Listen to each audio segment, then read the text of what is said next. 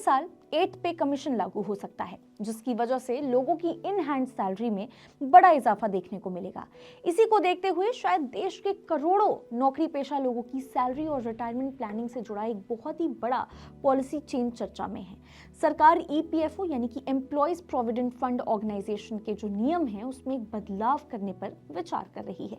आइए जानने की कोशिश करते हैं कि क्या है ये नया अपडेट और कैसे ये आपकी सैलरी, रिटायरमेंट से जुड़े हुए जो मामले हैं उसमें बहुत ही बड़ा बदलाव ला सकता है। नमस्कार, मैं हूं मुस्कान ओझा और आप देख रहे हैं मनी 9। ईपीएफओ के नियमों के हिसाब से एम्प्लॉयज को मैंडेटरी पीएफ में कंट्रीब्यूशन करना पड़ता है। इसकी एक तय लिमिट होती है, ना कि पूरी की पूरी सैलरी आपको यहाँ पे लगानी होती है। फिलहाल ये जो लिमिट है वो 15,000 है, यानी कि 15,000 है। यानी अगर किसी एम्प्लॉय की जो बेसिक सैलरी है वो 25 से 40 भी है तो भी उसे मैंडेटरी पीएफ कंट्रीब्यूशन सिर्फ 15,000 पर ही देना पड़ता है। पहले आपको बता दें कि जिस बड़े बदलाव की हम बात कर रहे हैं यहाँ पे, जो मैंने आपको स्टार्टिंग में ही बताया, वो ये है कि सरकार ईपीएफओ की जो वेज है उसको मौजूदा सीलिंग जो 15,000 है उससे बढ़ा करके 25 करने पर विचार कर रही है। अब समझने की कोशिश करते हैं कि इसका आपके monthly in hand salary, PF deduction, pension benefits और लॉन्ग टर्म फाइनेंशियल सिक्योरिटी पर क्या असर पड़ने वाला है। पर सबसे पहले थोड़ा सा ये समझते हैं कि आखिर वेज सीलिंग होती क्या है। ईपीएफओ के नियमों के हिसाब से, जैसा कि हमने आपको बताया, एम्प्लॉयज को यहाँ पे मैंडेटरी 15,000 का कंट्रीब्यूशन देना पड़ता है। ये एक लिमिट तय की गई है और अगर 25 से 40,000 तक की आपकी सैलरी है तो भी आपको मैंडेटरी पीएफ कंट्रीब्यूशन जो है वो 15,000 तक यहाँ पे देना ही पड़ता है। ये हम आपको पहले ही बता चुके हैं। लेकिन इस मामले के जो जानकार हैं उनका ऐसा मानना है कि ये जो प्रपोजल है वो ईपीएफओ के सेंट्रल बोर्ड ऑफ ट्रस्टीज की अपकमिंग मीटिंग में रखा जा सकता है और अगर इसे मंजूरी मिलती है तो नया जो रूल है वो 1 अप्रैल से लागू भी हो सकता है। गौर करने वाली बात यह है कि ईपीएफओ की जो वेज सीलिंग है उसमें आखिरी बदलाव साल 2014 में हुआ था, यानी पूरे 12 साल बाद ये जो रिवीजन है वो किया जा रहा है।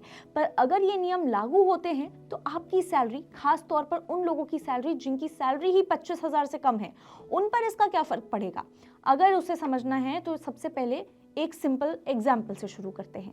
मान लीजिए किसी एम्प्लॉय की जो बेसिक सैलरी है वही 25,000 है। मौजूदा रूल्स के तहत उसका जो मैंडेटरी पीएफ डिडक्शन है वो कितना हो गया? 15,000। अब एम्प्लॉय के 1,800 जो 1,800 है वो कटते हैं और एम्प्लॉयर के भी 1,800 हर महीने यहाँ पे पीएफ और पेंशन में जाते हैं।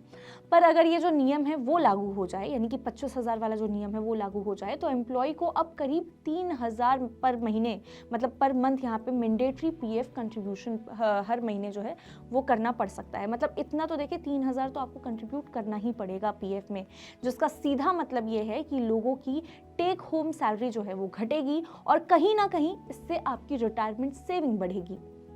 अब ऐसे समय में जब लोगों के सेविंग पैटर्न्स जो हैं उसमें काफ़ी कमी देखने को मिल रही है, तो सरकार का ये कदम काफ़ी तरीके से देखिए बहुत ज़रूरी हो सकता है, महत्वपूर्ण हो सकता है। पर अब जब बात ईपीएफओ और पेंशन की हो रही है तो आपको ये भी समझना चाहिए कि ईपीएफओ सिर्फ पीएफ तक सीमित नहीं है। इसके अंदर 3 मेजर कंपोनेंट्स होते हैं। पहला है ईपीएफ यानी कि प्रोविडेंट फंड, दूसरा है ईपीएस यानी कि एम्प्लॉयज पेंशन स्कीम और तीसरा है एडली यानी कि लाइफ इंश्योरेंस कवर। ईपीएफ में एम्प्लॉय अपनी बेसिक सैलरी का 12% जो है वो कंट्रीब्यूट करता है, वहीं एम्प्लॉयर भी यहाँ पे 12% यहाँ पे उसको कंट्रीब्यूट करना पड़ता है। लेकिन एम्प्लॉयर के कंट्रीब्यूशन का पूरा पैसा पीएफ में नहीं जाता, उसमें से 8.33% जो है वो पेंशन स्कीम यानी कि ईपीएस में चला जाता है।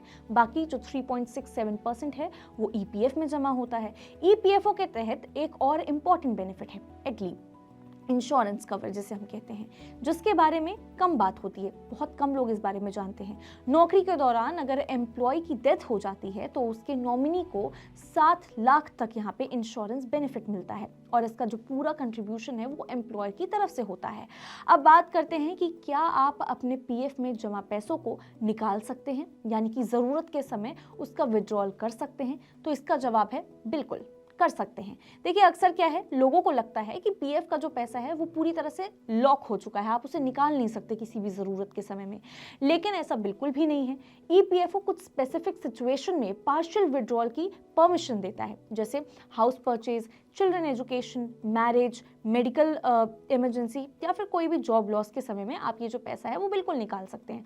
हालांकि हमें ऐसा करने से बचना भी चाहिए, क्योंकि ऐसा करने से आपकी जो रिटायरमेंट प्लानिंग है वो भी कहीं ना कहीं उसमें दरार पड़ सकती है, क्योंकि देखिए एंड ऑफ द डे तो ये आपके रिटायरमेंट का ही हिस्सा है और इसीलिए आप इसे जमा कर रहे हैं। इसके अलावा ईपीएफओ एक और ऑप्शन देता है जिसे कहा जाता है वीपीएफ, यानी कि वॉलंटरी प्रोविडेंट फंड। अगर कोई एम्प्लॉय चाहता है कि वो 12% से 12% से ज़्यादा पैसा यहाँ पे पीएफ में सेव करे, तो वो वीपीएफ के जरिए भी ऐसा कर सकता है। इसमें वही इंटरेस्ट मिलता है जो ईपीएफ में मिलता है और वो लॉन्ग टर्म वेल्थ क्रिएशन के लिए काफ़ी ज़्यादा इफेक्टिव भी होता है। क्यों? क्योंकि आप एक नियमित तौर पे जो यहाँ पे ढांचा बना हुआ है उससे ज़्यादा आप यहाँ पे कंट्रीब्यूट कर रहे हैं।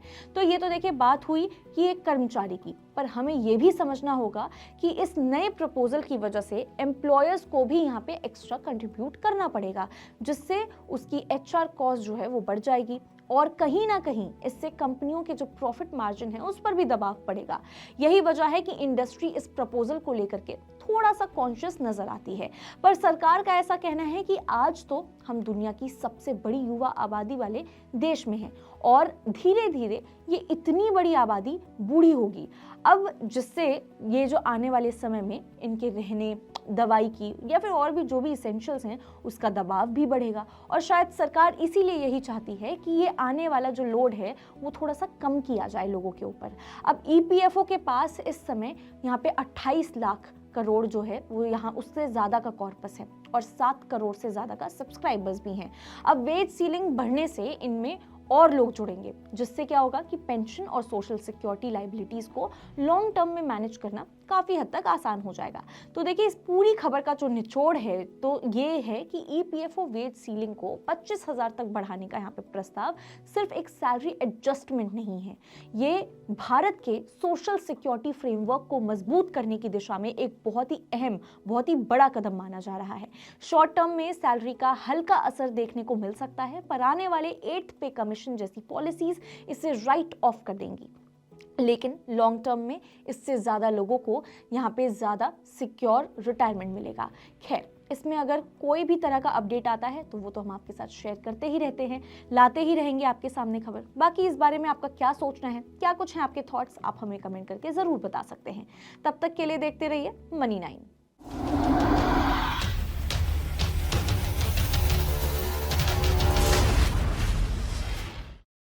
बिगड़े हालात में कैसे बनेगी बात? जनता को चाहिए एक ही जवाब, क्या टैक्स का बोझ कम करेगी सरकार? टैरिफ का डर जब तक नहीं होगा पार, मुश्किल में रहेगा कारोबार। रिफॉर्म के एजेंडे से पीछे नहीं हटना है, लेकिन आगे क्या? सबका मिलेगा जवाब जब 1 फरवरी को पेश होगा देश का बजट। बजट 2026 का 360 डिग्री कवरेज सिर्फ मनी 9 पर। इकोनॉमी, शेयर बाजार और आपके इन्वेस्टमेंट पर क्या होगा असर, जानिए और समझिए हमारे साथ दिन भर।